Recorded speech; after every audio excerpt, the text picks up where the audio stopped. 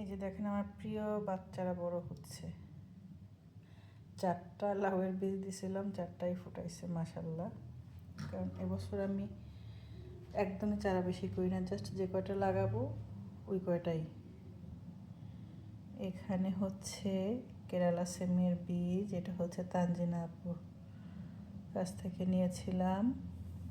করল্লা মনে হয় 6টা লাগাবো, কিন্তু 5টা বীজ দিছি, একসাথে 2টা হয়েছে।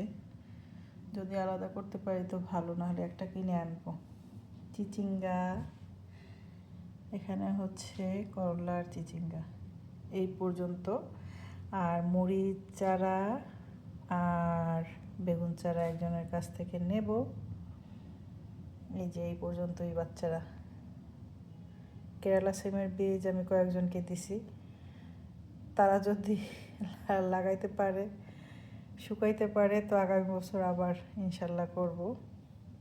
কারণ আমার তো অত সিম হয় না, আসলে আমার জায়গা নাই, অল্প স্বল্প হয়।